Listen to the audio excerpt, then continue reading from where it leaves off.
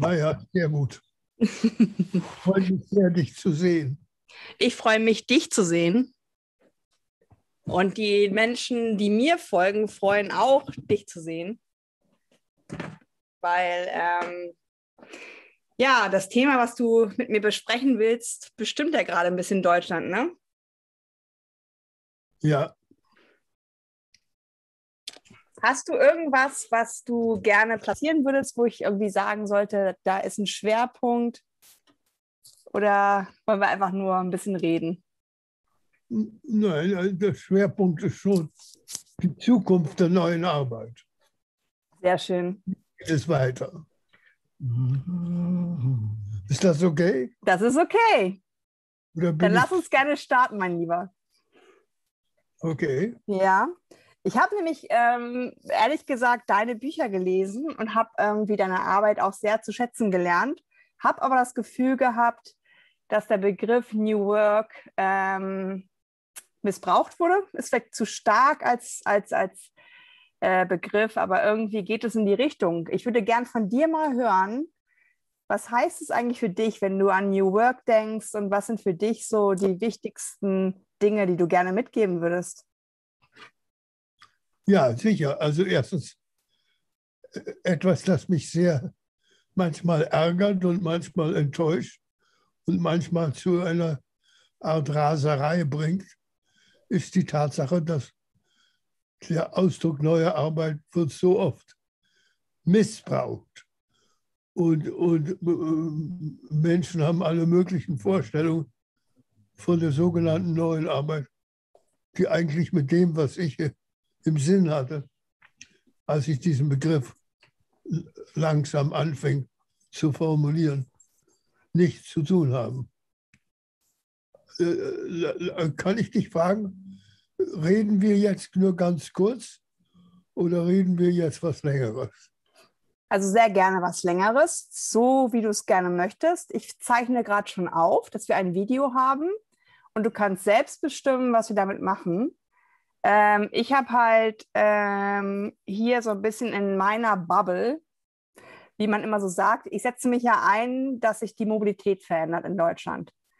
Und da bist die Mobilität in Deutschland, Autoindustrie und so weiter. Und da kommt man natürlich an dir nicht vorbei, weil du ja damals schon sehr viele Hinweise gegeben hast, damals als diese erste, wo die Roboter an die Bänder gekommen sind und so weiter. Da hast du ja schon sehr viele Hinweise, du hast bestimmte Dinge schon ausprobiert.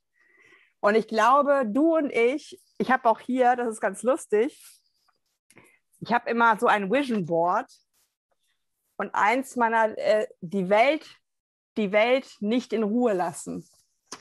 Und ich glaube, das sind wir beide. Sehr gut. Ich nerve. Und du auch im positiven Sinne. Und ich glaube, die Fragen, die du in deiner Arbeit stellst und die du ja schon seit Jahrzehnten stellst, das sind die richtigen Fragen. Und ich glaube, dass die Autoindustrie in Deutschland gerade so ein bisschen Hilfe braucht von Menschen wie dir, um in die richtige Richtung zu gucken. Also zu schauen, was machen wir, wie verändern wir das Ganze, wie transformieren wir. Weil es ist eine gute Industrie, aber sie braucht eine neue Ausrichtung. Und da stellst du ja seit Jahrzehnten eigentlich schon ganz geduldig dieselben Fragen. Ist Arbeit etwas, wo ich hingehe, weil ich es muss oder weil ich es möchte? Das Einzige, was da nicht ganz stimmt, ist, dass ich so geduldig bin. Geduldig vor.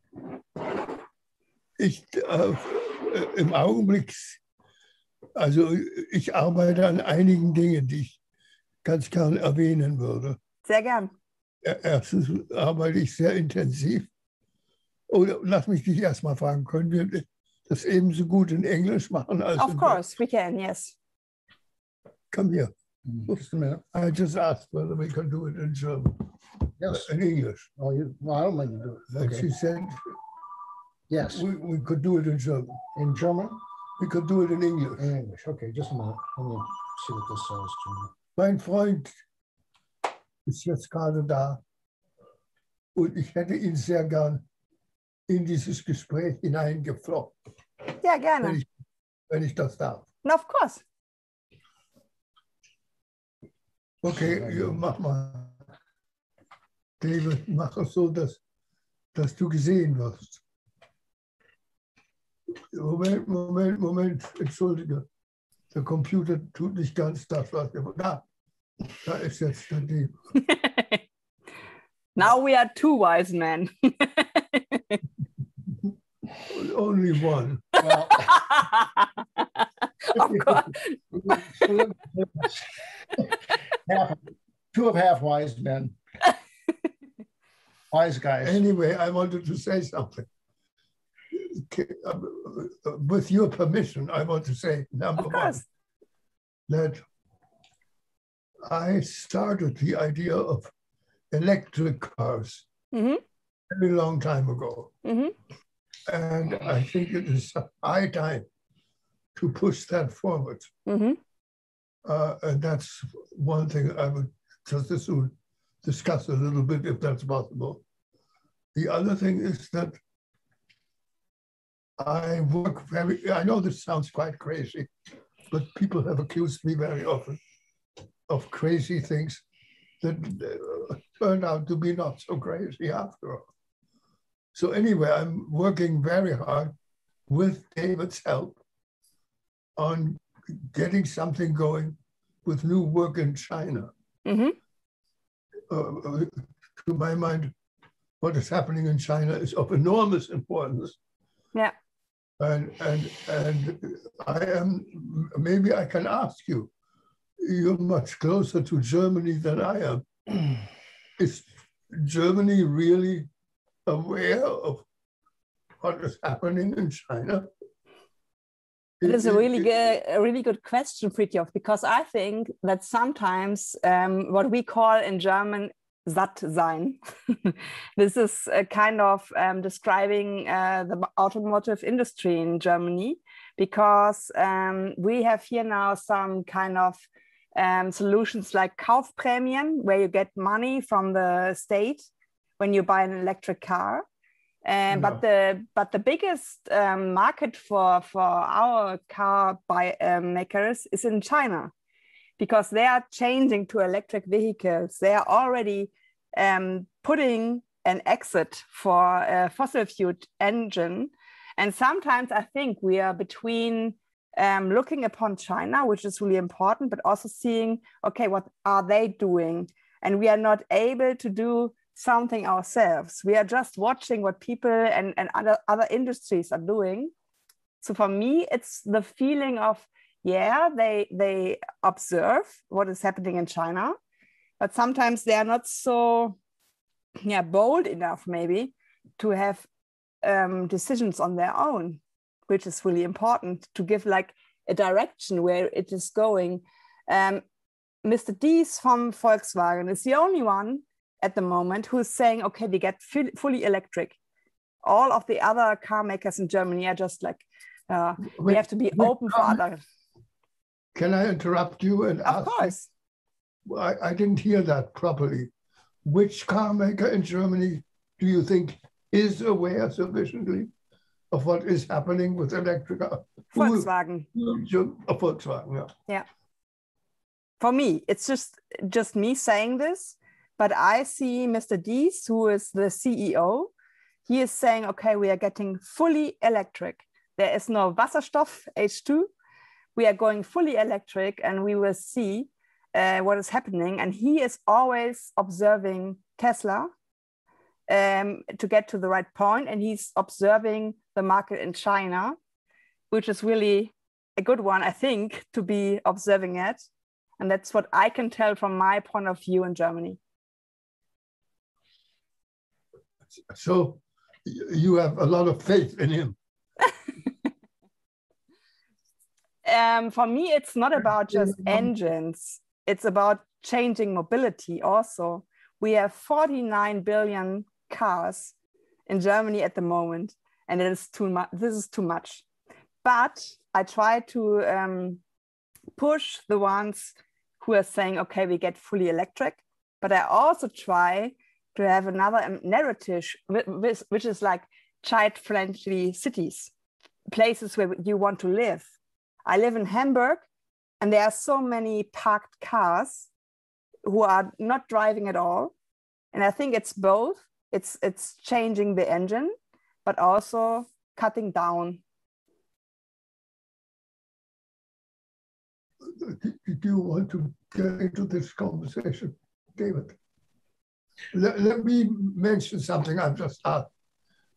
David has a way of being quiet. That one of my purposes in life is to make it more difficult for him to be quiet. Well, if you want me to say something. No, I want to say something before you do. Okay. Yeah. No, sorry. I was interested in electric cars a long time ago, before most other people thought about it at all. And what impressed me about electric cars was the great simplicity of them. Yeah. I worked for many years, as you probably know, yeah, in some relation to the car industry. But when I first really got to work on electric cars, I realized that there's no comparison. That an electric car is just so much simpler, requires so much less useless things. And I think that could be connected with what in Germany seems to me very strong, namely the impulse to become more ecologically sensitive. And I think that electric cars would represent a great step forward in the direction of of an ecological industry, as opposed to the gas engine. So, no, sorry, David, it's your turn. Oh, it's my turn. Okay. No, it's your turn, David. Come on.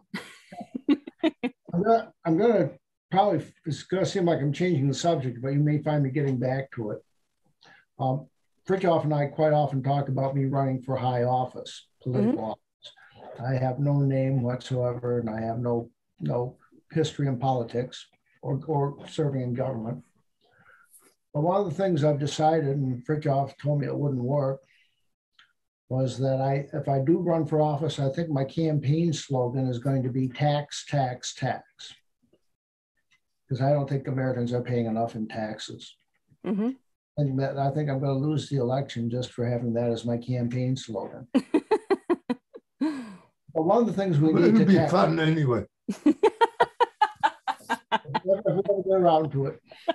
One of the things I think we need to tax is fossil fuels, especially for automobiles. There's a humongous amount of waste that is being, for which there are federal and state encouragements to engage in all kinds of waste and how we go about living our lives. One of those wastages is to encourage people to move far, far away from city centers and build their houses in suburbs and exurbs and way, way beyond where they need to live to get to the city. And that's very expensive in terms of the amount of real estate that's wasted.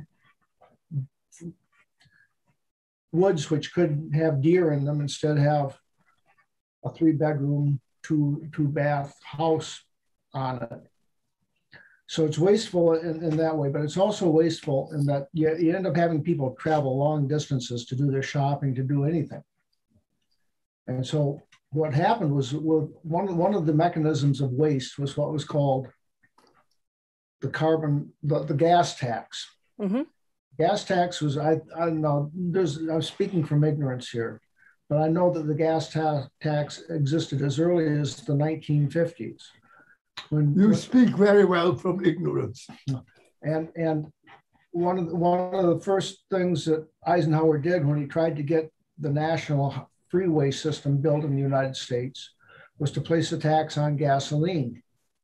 So all taxes at the pump, all pumps with gasoline that pump gasoline to the public, not only have to charge what they want to charge for the gasoline, they've got to charge the per gallon tax. Yeah. Well, that tax has not really gone up very much since it was first instituted. Yeah. Gasoline at one time, I can remember paying 35 cents a gallon. Now it costs, what, $2.40 a gallon or whatever. The cost of gasoline has gone way up. People have absorbed it. They don't like it, but they've absorbed it. We're used to high prices for gasoline. The gas tax hasn't changed at all.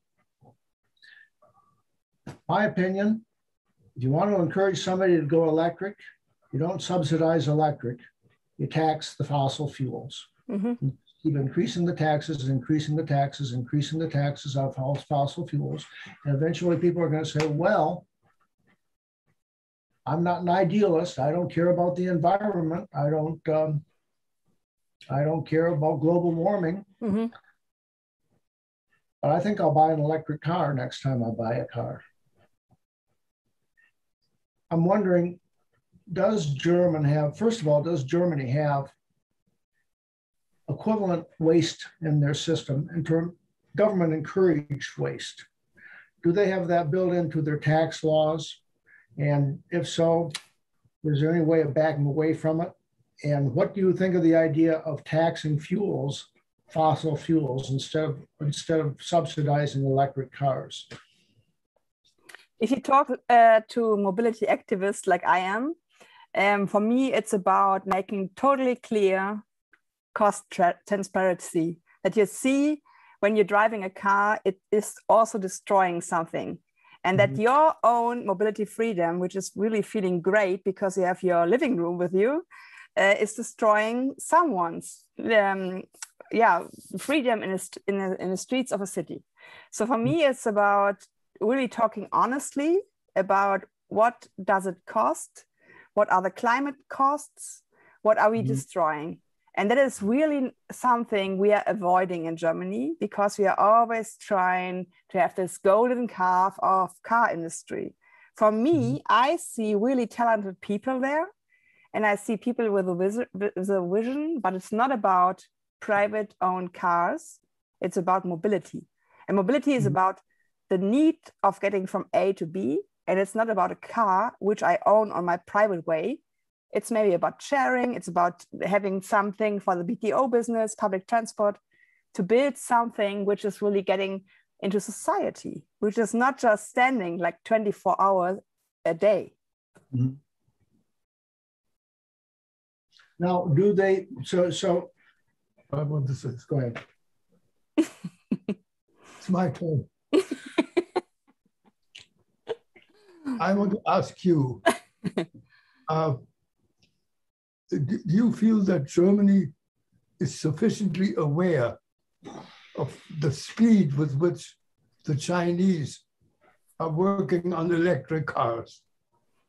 To be honest, Frithjof, the biggest pain I got at the moment is that I, living in Germany or Europe, that my mobility will be made in China or the US.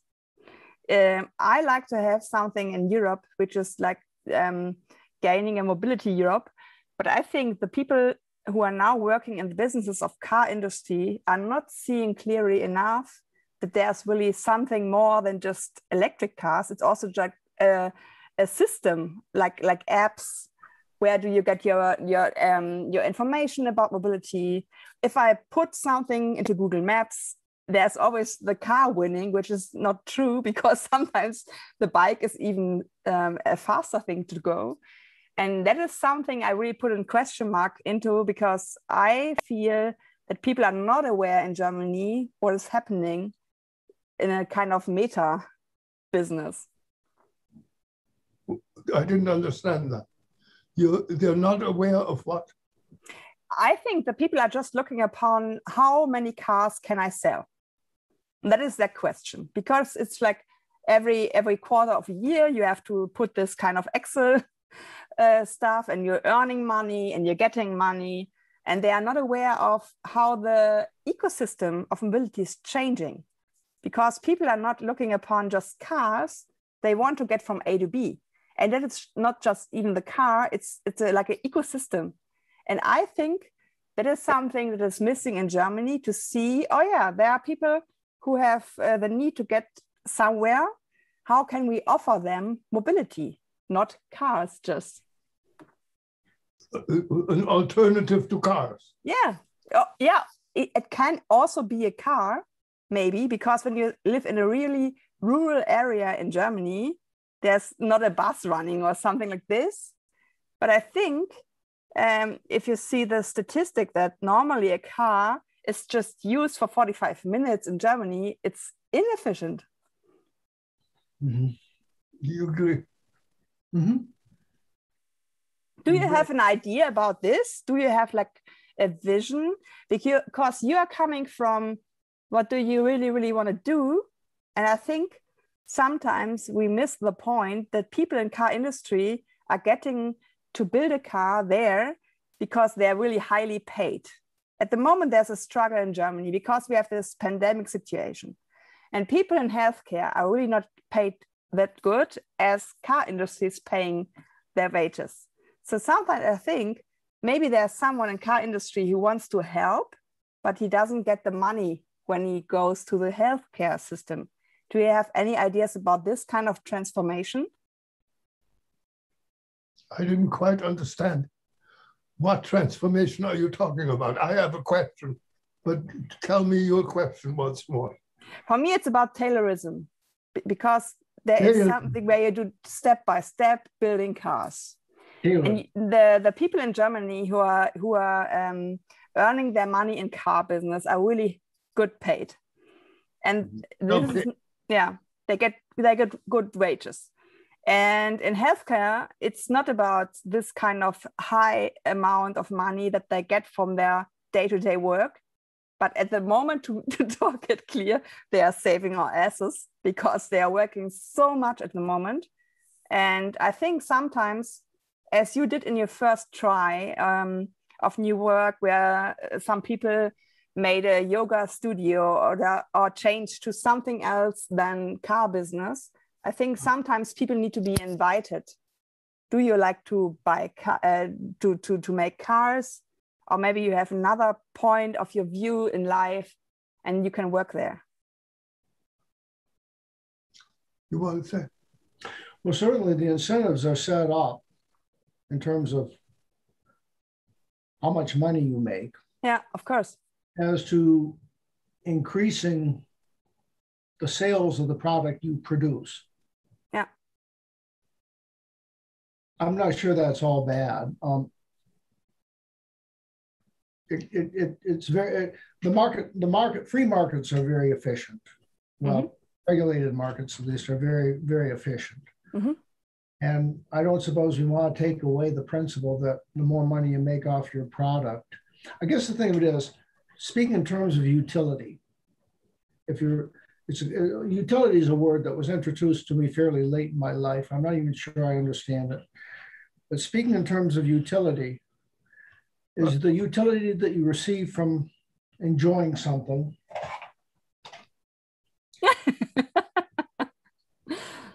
Does the full cost of making that utility available get reflected in the price that you pay for it?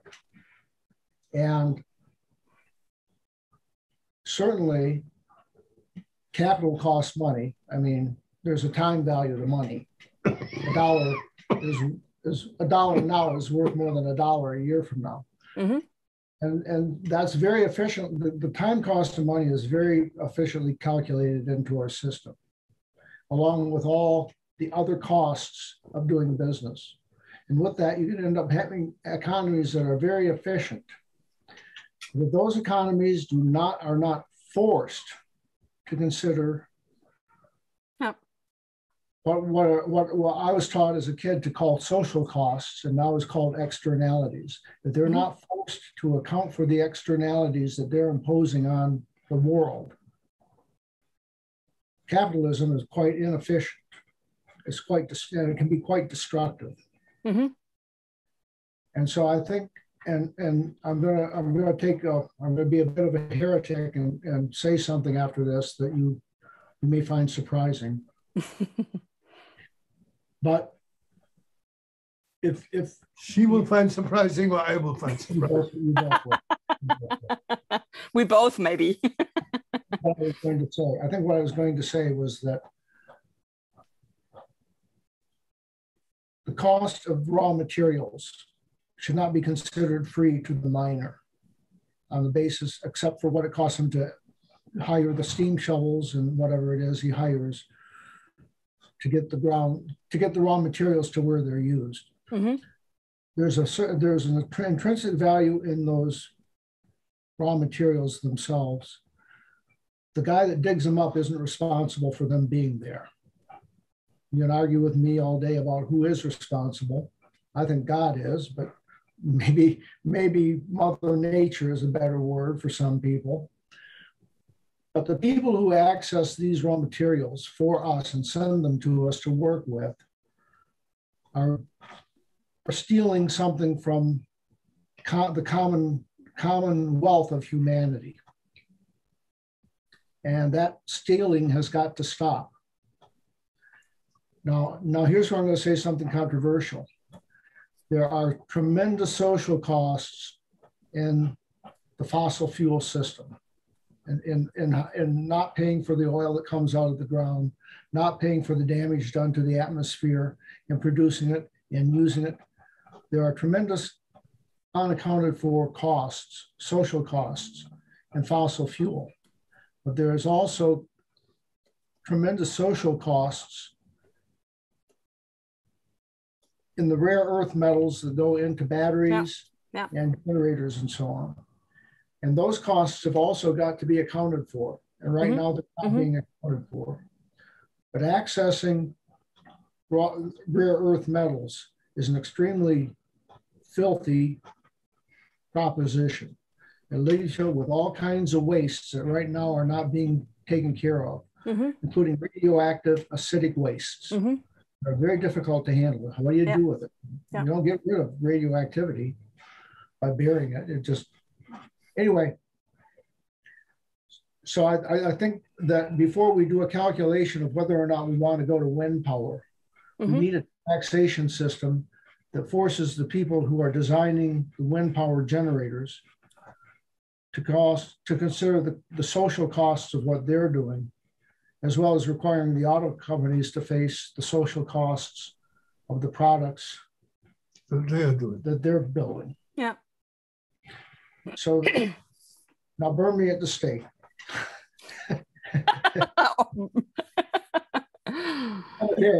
No, I don't burn you off the stage. For me, it's sometimes sorry? You didn't hear me. Burn me at the stake. STAKE. Like when I have fire bill around me because I didn't say the right words to the priest. Yeah. Go ahead with what you were going to say.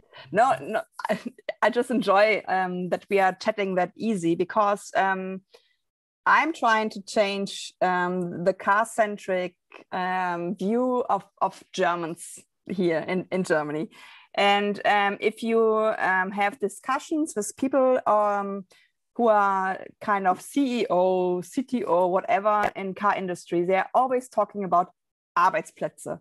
So it's just about the place where people are working at the moment. And for me, at the moment, it's already the past. We have to start right now to transform this business. But sometimes people they don't have the fantasy to dream about what can these people who are working at the moment do. And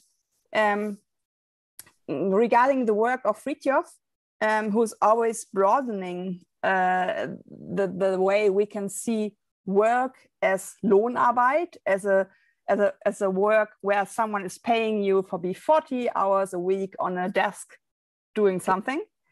I think it is so nice that he already had this kind of shape of car industry in the US in the 80s. And it was like a try to do something, but we can relate to this. So maybe we can do something looking backwards in the rear view mirror, but also looking upon the future to say, okay, we have got to do this right now, and the change is starting today. Do you know what I mean? Do you? You better respond. What I'm going to say is what Frithjof was addressing in the 1970s, I think he saw that there are what I might call social costs on the workers themselves, on the impact on their lives of the work they were doing in the auto plants. Yeah. I asked Frithjof why, and basically I asked Frithjof, and I have talked quite a bit about why he went up there. I was always, what causes a man to leave Ann Arbor and go to Flint? Yeah. And he said he did not like the way the workers were being treated in the assembly plant.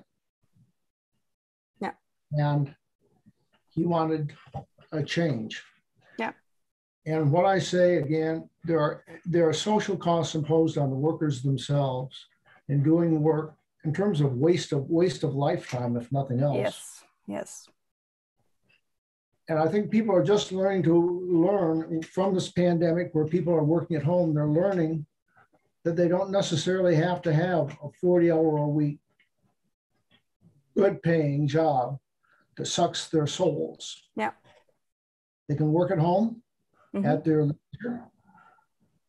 They can do things that they never occurred to try and do before, while they were spending 40 hours a week in an office and coming home exhausted, too exhausted to think about the day and what it had meant to you, what it actually meant to you. And I think if we could get, I'm quite impatient with the working class because it does seem, like you say, there's a lot of money made in the auto industry, a lot of money made by executives, but there's a lot of money made by the assembly line workers. And if you threaten that good job with any change, going to threaten their wage or the security of their position, they're going to fight you politically, and they can get quite nasty. Yep. You don't believe they can get nasty?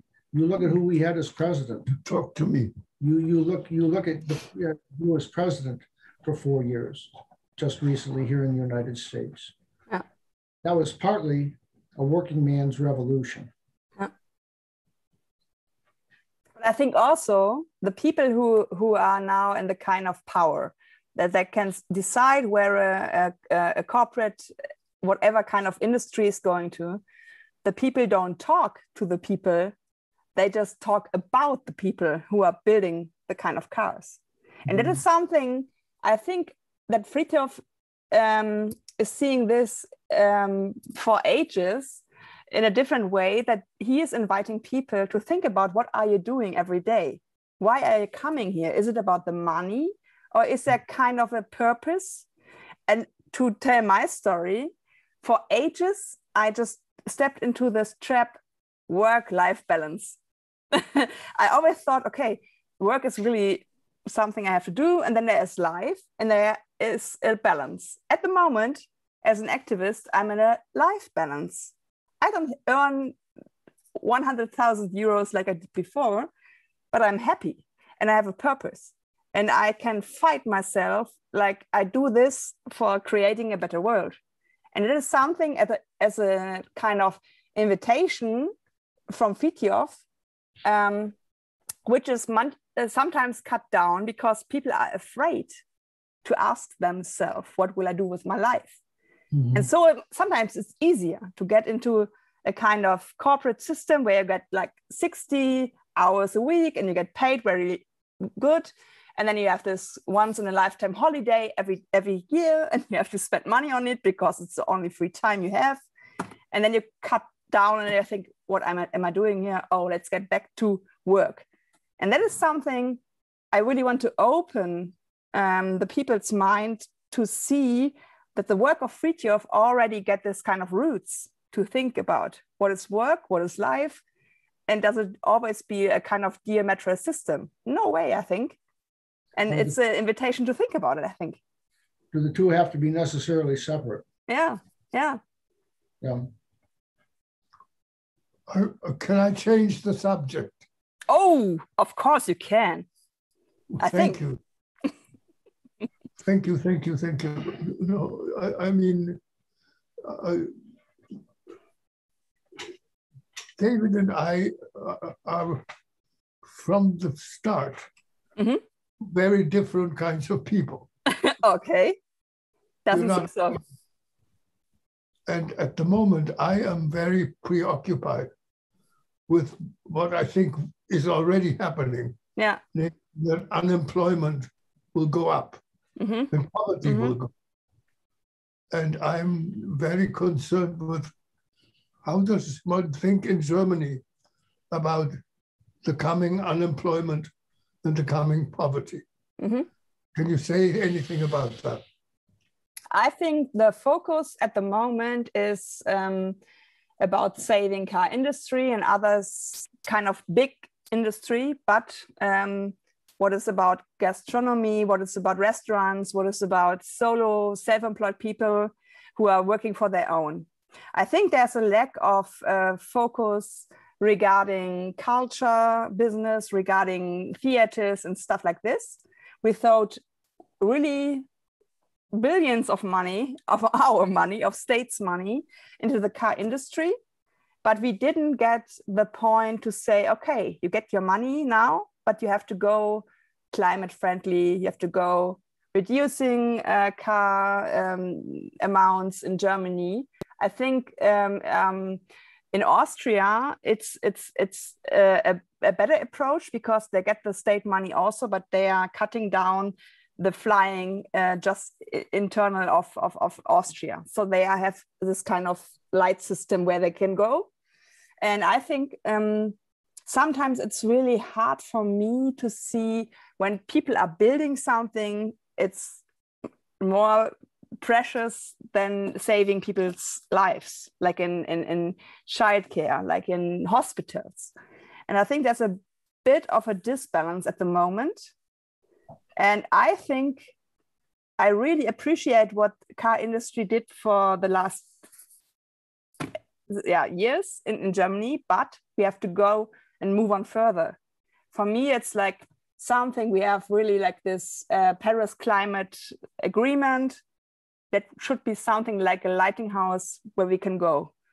But politics in Germany are not giving a line to industry to change. And I have the feeling that industry is screaming to have this, because then they can act. Then is someone telling you where you can go. And for me, it's just Volkswagen, as I said again, with a strong leader like Herbert Diehl, who's saying, we are not discussing H2, we are not discussing e-fuels, we will go like fully electric, and this is our way.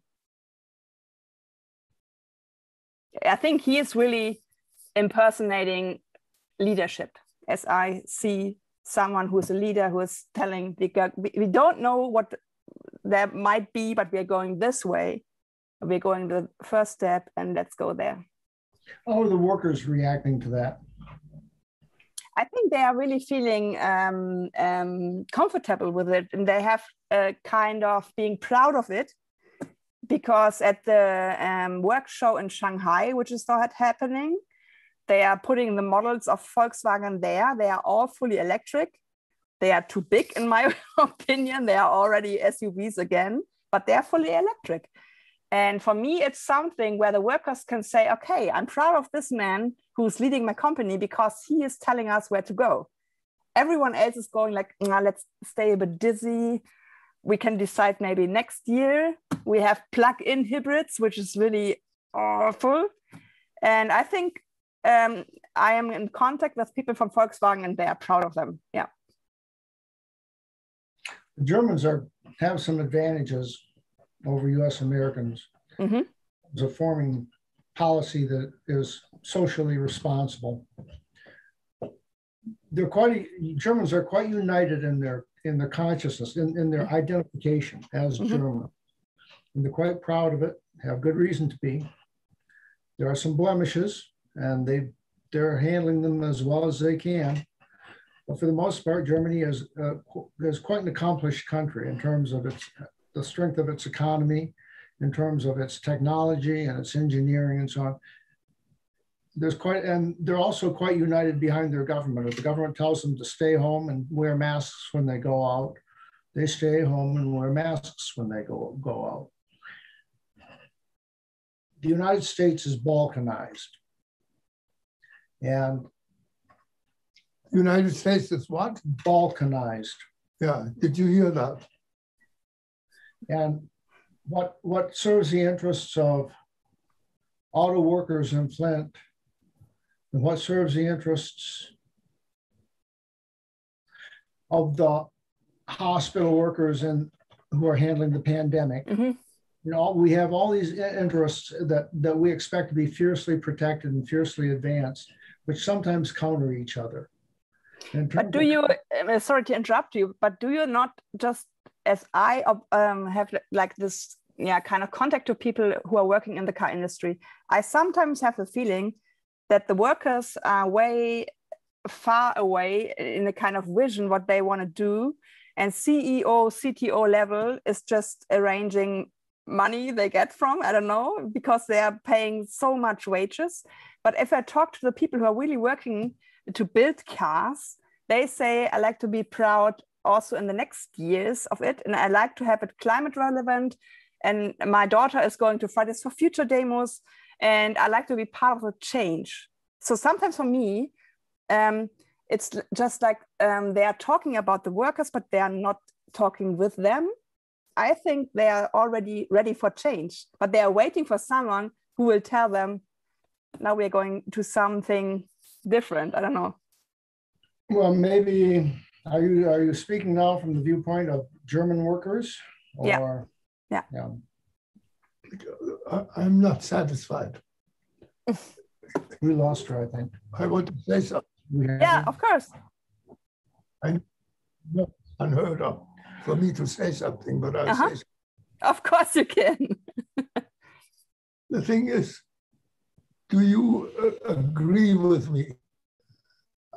I feel that in the United States, a rise in unemployment and the rise in poverty is immediately already happening. Yeah. It will be much worse.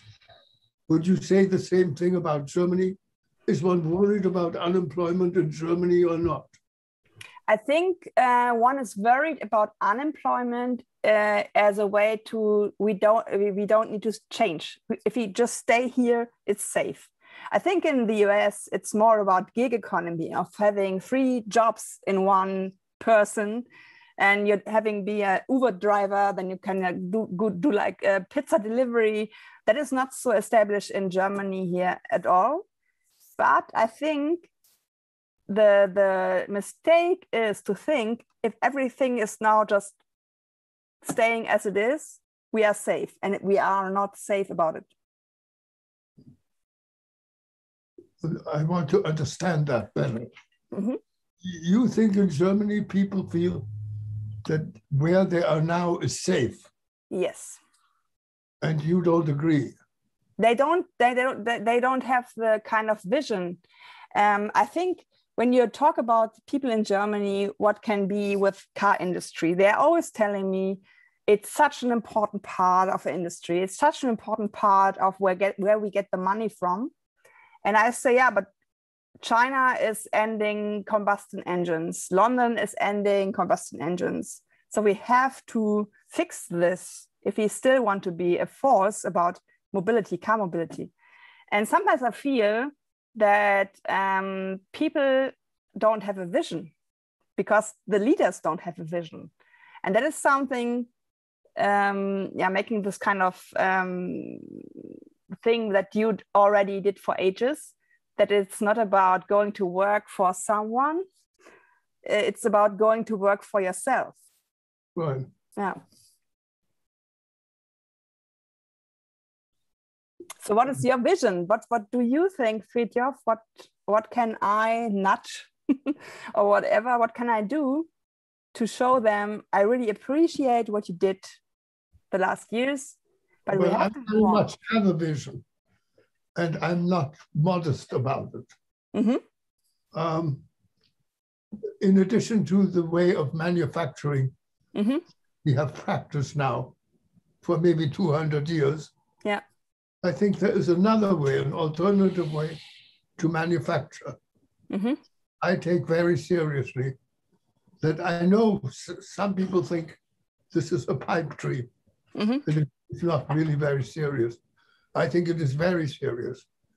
I connect it with the word fabricator, that there will be more and more industries that will manufacture in a different way from how we have manufactured so far. And the manufacturing will be in small spaces, in small rooms, with very few machines. Mm-hmm. Not at all like what we have done in the past. Mm-hmm. And that is the vision I at the moment am working for. That is, I think that workers will be unemployed. Mm-hmm. They will have great poverty. But I think there is an answer to that. Mm-hmm. The answer is a different way of manufacturing, Mm-hmm. what some people call additive manufacturing. You have an idea of what that is? Yeah, for me, it's sometimes also a change. People who are now selling cars and they have this kind of property where they show like a showroom. These are the new VW Golf. I don't know. I ask them if they are in rural area, change now, because you can be someone where I can put my leather, where I can put my small kind of supermarket, because rural areas in Germany, they are cut down from any kind of daily needs. And I think sometimes also when I read your books, Frithjof, it's about leadership also. It's beginning really about what is leadership about. Is it about something where you just do like Excel? Or is it something where you give to your people, I have this vision, we are going there and we have to change, of course, but there are also some points where we can see there is a mission and there's something we can do with this, because we can change something, because in the future, people will buy their cars from the internet. They don't need this kind of properties anymore. And so maybe we can go with these properties, because my parents are living in a really rural area. My dad has Parkinson. He don't have any mobility at all, instead of asking my mom to drive him. So sometimes I think there's a link missing also regarding mobility gaps. Why don't they see that they are maybe the ones who are closing these mobility gaps? I still feel we need to make more of an effort to really understand each other. Of course. That is, I want to ask you another question. Uh-huh. Do you think that in the near future, poverty and unemployment will be a serious problem in Germany or not? I think that at the moment we have chances to cut this down if we just do the right changes, because in Germany we had many people working in renewable energies, but we cut this down because the state money doesn't count at all. And I think we can avoid poverty and also unemployment if we think work new, and if we also are getting away from this kind of Taylorism. You have to go 40 hours a week somewhere. I think it's more about creativity. What is work all about? And in Germany, we have a lack of people working at the healthcare business. We have a lack of people who are doing this kind of, not so like educated people. And I think there's a chance to change this. But if we miss this, there will be poverty, there will be unemployment. And for me, there's so much chances, but What chances? They have a chance of avoiding it, but whether or not they do is... They're not doing this, because they're not so creative of thinking, why don't we push money into some kind of branches which are lacking people? Why don't we ask people in the car industry, would you like to work in the healthcare industry? You don't lose any money, but please go there in the hospital and help the people who are now running into a burnout because they are now doing this for 1 year. And I think there has been this kind of pandemic happening, and people in Germany stood on their balconies and applauding. And I was like, no one can buy a bread for applauding. Put the money there. And I think we have to understand that some things, even if we don't like this to say, but car industry doesn't save any lives. And so for us in Germany, I think it's really important to see what is good for our future, which kind of society do we want to be, what are the values we have. And this is something where I have a vision, but I think politics are really conservative in a bad way. But you have a vision, but they don't. Yes. No, they don't. Can I say something that will get me burnt at the stake long before David is still alive, so it's okay. he gets burnt? I don't think he will get burnt anyway. No, the fact is that in my life, at least 3 times, I worked as a peasant. I worked as a farmer. Yeah. I worked and I've supplied myself with the things that I needed for my life. Yeah. Now, part of my vision for the future is that lots of people will do the same thing. They will make their own things with this new way of manufacturing. Mm-hmm. They make what they need for themselves. They can do it. Mm-hmm. Nobody has to do it for them. And I think that is a vision of a new future society that is very compelling, and that people, we are working on it, and we are not having that much success. But I think we are making progress on getting this idea spread around and getting this idea accepted. He calls it in his book, high-tech self-providing. Yeah. Yeah. So can you paint a picture for us as far as you get there? Because I've been into a course with some students 2 weeks ago, and they were also about urban gardening in Hamburg and stuff like this, where you can regain the city also for not having food to come for hundreds of kilometers. Maybe you can get this food again here in Hamburg because we grow it here. Do you have a picture which you can a bit describe that we can imagine what you are thinking about? I think so. I mean, you mentioned Hamburg. I mentioned Detroit. Yeah. Detroit has developed urban gardening to an astonishing degree. Mm-hmm. And really, if you drive through Detroit, the image you have is very different. There's one garden next to the other garden. I think I'm working very closely with Detroit, as you probably know. Mm-hmm. I want to say, food is not enough. Of course. Other things, it is now possible to, with small machines, with little capital, not big factories, small shops, to make almost all of the things that we really honestly need. And I make a big distinction between what we have so far made and what we really, really need. What we really need is much less. We keep producing. That is so true, yeah. And I have a feeling that in the United States, we are not terribly far away from people waking up to the fact that they can do things for themselves. And you said, do we have a vision? I'm very arrogant. Okay. I think I do have a vision. Uh-huh. And I've had a vision ever since the 70s. Yeah, I know. And I like so much that you are still there, because I'm fighting this fight for 20 years and you are so much longer there. But I think we have to get this kind of guiding light from people like you.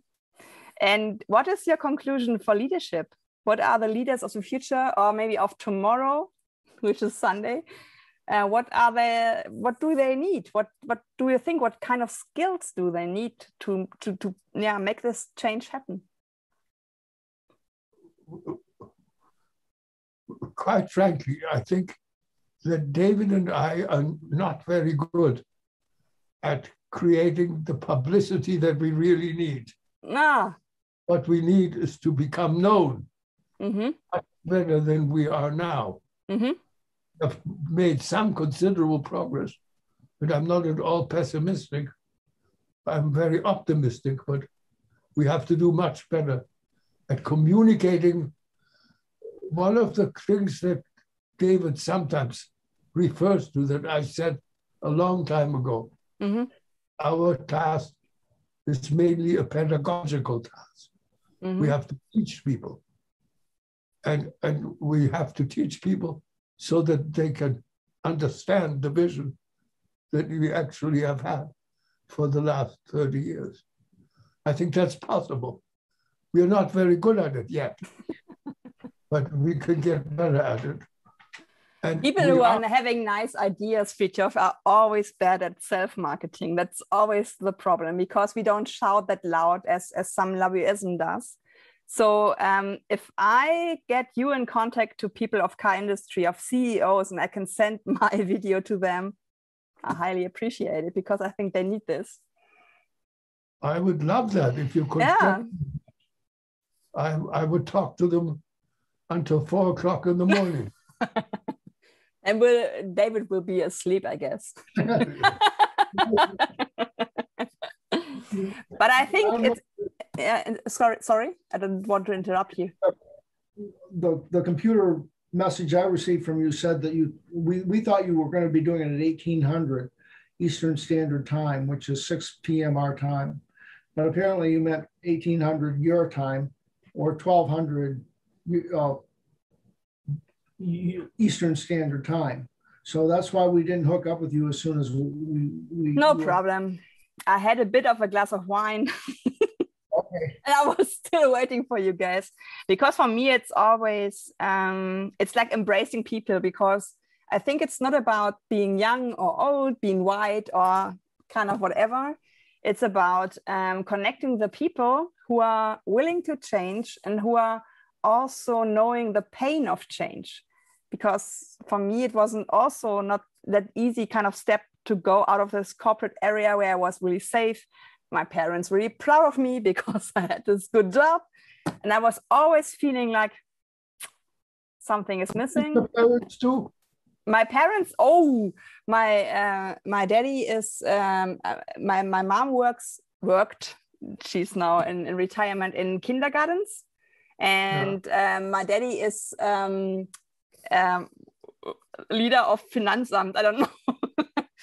I don't know the word in Yes, in finances. Yeah, yeah. I hate to do my taxes, but I'm the daughter of someone who's working with taxes, and I was feeling, I was getting out of this really kind of, for me, toxic system, and I was really like, oh, this is a candy shop. There are all so many people thinking the same way as I am, and I think that there are so many people, as I have been before, who just need an invitation from you guys to see the status quo is not our future. We can change this as human beings. We can have like talks, we can have like conversations, because my approach to change mobility is always kind of human-centric, because it's about changing people's behavior. Mm-hmm. And that's the hardest part, but it's the only way we can get through this. And I have so many ideas in my mind what car industry can make there. But as you pointed out, Frithjof, I see China and other parts of the world who are already going there. Tesla also is pushing really hard. And yeah, I would feel comfortable to have German car industry there, but I don't see this so much at the moment, to be honest. They are just about building cars. It's not just about having a vision what mobility is about. No, I'm burned from the stage. I'm not sure. No, I don't think so. Go ahead. I don't think you will burn at the stake. I don't think any of us will. What? I don't think any of us will. I think what we're saying is never mind. Never mind. May I just say that it kind of involves pedagogy, but I really think I have values that are very different now from the values I had when I was 18. Yes. I think they're better values. I think they're more rewarding and more fulfilling. But part of the pedagogical task is to get people to just take a look at themselves and say, wow, is this thing that I'm buying now really important to me? And why is it really important to me? What does it do for me? How am I going to use it? How will my life be better? Mm-hmm. And is that really better? Mm-hmm. That will be changed, but is it better? Changed for the better. And I guess maybe it goes back to the church and getting people to value what Jesus was all about instead of what his supporters made it all about over the centuries. Mm. So, go ahead. We very much disagree about that. I saw this waving of your hand. So what's your kind of view about this? Because sometimes I really think it's about something that is really here in Austria. He is like, I think 81 years old. And Mr. Knoflacher is working for mobility change since the 70s. And he is one of the people who made Vienna less car-centric. And he built this kind of, it's made from wood. It's as big as a car.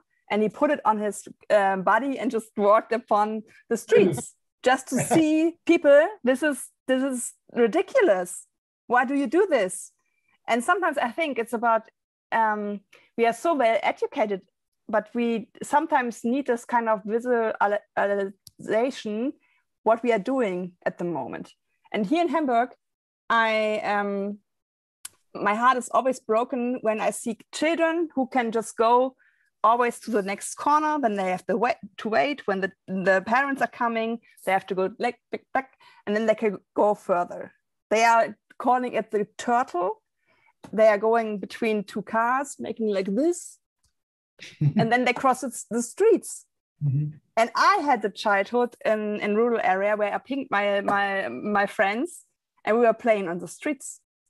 Mm-hmm. And that is something I think we need to tell the people those kind of stories again, that the streets are something for the people, not for cars who are parked there.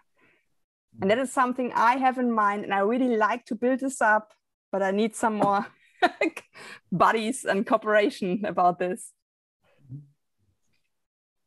Well, I think you're onto something important.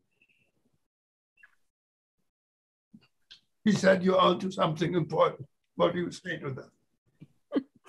Yeah, I think it's about, we don't have, a part of my family runs a bakery. They are making bread, they are making really stuff that is sold on every day. They know what they're doing. I'm more kind of office person who is already thinking maybe I'm changing people a bit because I'm more like an activist. But I think we have to change also what we are thinking about, what kind of money is worth to pay. Because I'm doing so many stuff pro bono, and people are relying on me and they are saying, thank you, but thank you doesn't pay me.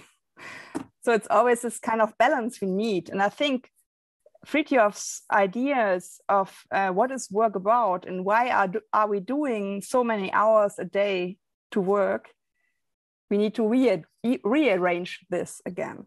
And it's not about being feared about something which might come in some years, about poverty, about losing your job.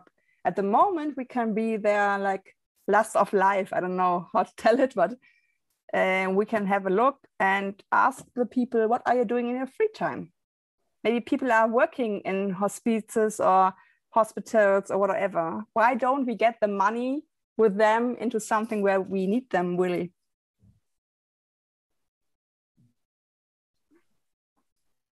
So do you think that basically my approach is not what I should be doing?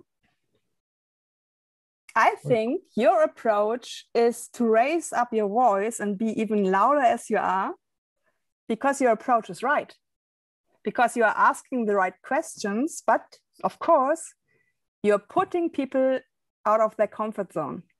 Mm-hmm. And we have managers in Germany and everywhere else who's now working for 4 years car industry, then they go to pharmacy, then they go to retail. They don't have a contact with a job at all. They have a contact with the money.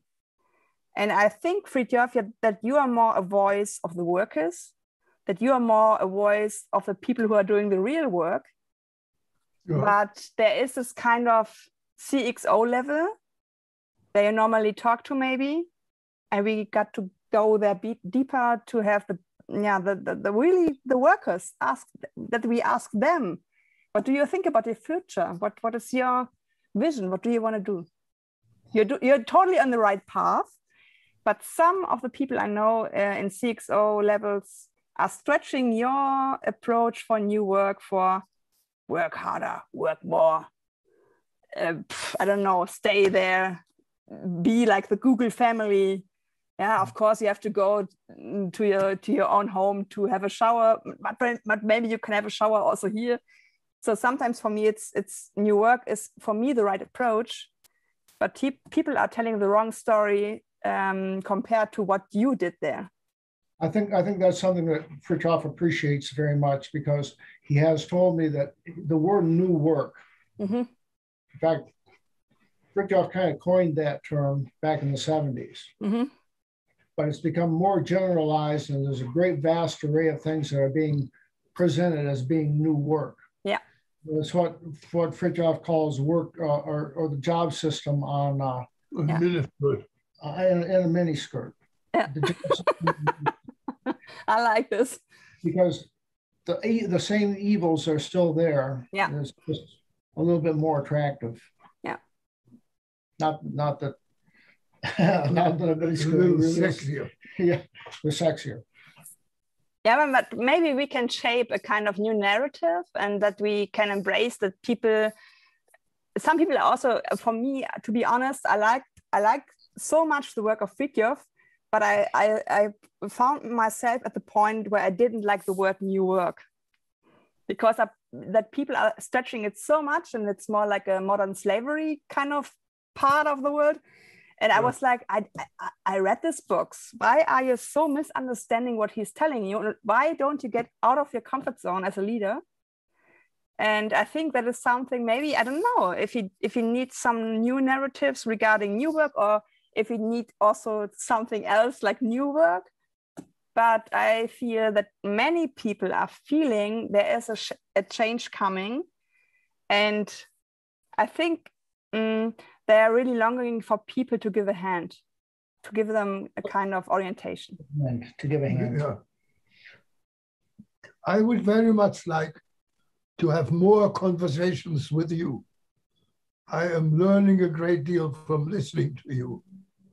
So please, let's not consider this the last conversation, but let's consider it a first conversation. Oh, so much. Yeah, thank you so much.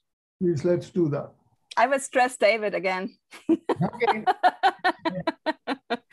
Yeah, maybe that we can have like a monthly talk, and I can tell you from my point of view what I'm seeing here in Germany. And I think we can open doors because you're a wise old man, wise old man. And I'm always this kind of crazy female being in a car industry where no women are working, no mini skirts. But I think if we have this kind of cooperation, it will be surprising. And I will invite people to listen. You will invite people to listen. And I think I highly appreciate if we can have like once in a month and we can talk about. I will change that a little. Okay. Let's say once every 2 weeks. Ooh, of course. I can stand that. Yeah. Okay. You could stand me, yeah? Not every man can stand me, but you could stand me, Frithjof. Let's try that. Yeah. You originally planned this to be a half-hour conversation. But I know that Frithjof will destroy this in a positive way. No, for me, it's really like sometimes I'm so desperate. And this is giving me energy because I see that people are already working on the same topics. And I think that sometimes it's just to be reachable and to be, in the kind of talk again. And I announced our talk on Twitter. And I said, I will put this on YouTube tomorrow. And people are waiting for you, Frithjof, because they really appreciate what you're doing. And so I think it's like an invitation. Yeah. Okay. If they're waiting, I don't want for them to have to wait too long. No, it's tomorrow. Let's do it fast. Okay. So I will get in contact with David and we will have some appointments. Right. I appreciate it. Thank you. Thank you so much and have a nice day, my dear. Bye-bye. Bye-bye. Bye-bye.